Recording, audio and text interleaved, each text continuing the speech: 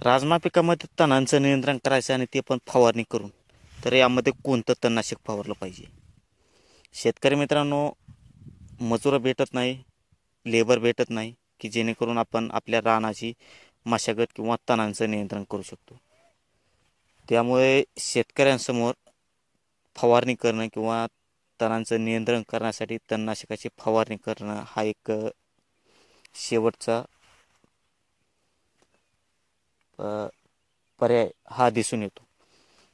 परंतु यामध्ये प्रत्येक शेतकऱ्यांना प्रश्न पडत असतो की कोणतं तणनाशकाची आपण यामध्ये फवारणी केली पाहिजे.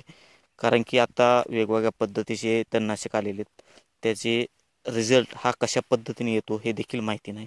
परंतु आपण लाईव्ह डेमो दाखवणार आहेत. आपण लाईव्ह आपल्या रानामध्ये आपण याची फवारणी केली आणि आपल्याला कशा पद्धतीने त्याचा रिझल्ट आला हे देखील आपण तुम्हाला सांगणार आहे. त्यामुळे व्हिडिओ शेवटपर्यंत पहा.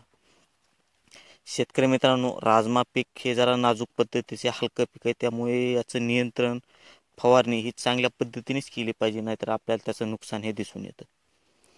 आता वेगवेगळ्या प्रकारचे तणनाशक आहेत सोयाबीनमध्ये. जे तणनाशक वापरतो ते तणनाशक देखील बरेच शेतकरी राजमा पिकामध्ये देखील वापरतात. अशा वेळेस आपला दुसरा एक प्लॉट होता आपल्या गावामध्ये. त्यांनी चुकीच्या पद्धतीने फवारणी केली. एक औषध चुकीच्या पद्धतीने आलं आणि पूर्ण प्लॉट हा साधारणपणे 3 एकरचा प्लॉट हा राजमा पिकाचा करपून गेला. त्यामुळे पेरणी करत असताना माहितीपूर्ण आणि काळजीपूर्वक पेरणी केली पाहिजे.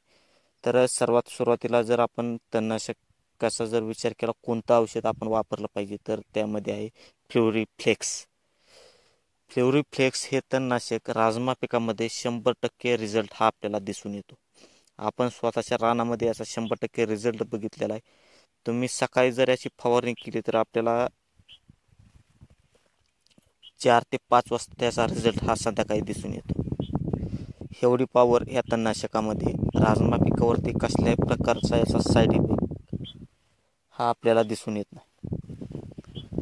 परंतु काय काय असे पीक म्हणजे तण आहेत की ज्याचा आपल्याला नायनाट हा दिसून येत नाही हे फवारणी केल्यानंतर. त्यामध्ये हरा एक असेल आणि दुसरं म्हटलं तर लवाळा जो असतो तो लवाळा. हे दोन जे तण आहेत ह्या फवारणीमध्ये त्याच्यावरती कसल्याही प्रकारचा प्रादुर्भाव आपल्याला दिसून येत नाही किंवा रिझल्ट दिसून येत नाही.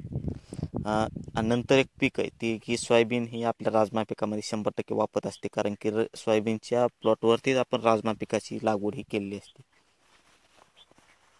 तर अशा वेळेस आपण सोयाबीन ही आपल्याला उपटून घ्यावी लागते. दुसरा जर विचार केला आपण तर आमोरा हे तणनाशक देखील आपल्याला 100% रिझल्ट देतं. हे तणनाशक आपण प्रामुख्याने सोयाबीन या पिकामध्ये याचा वापर केला जातो. परंतु राजमा पिकामध्ये देखील याचा वापर चांगल्या पद्धतीने करता येतो.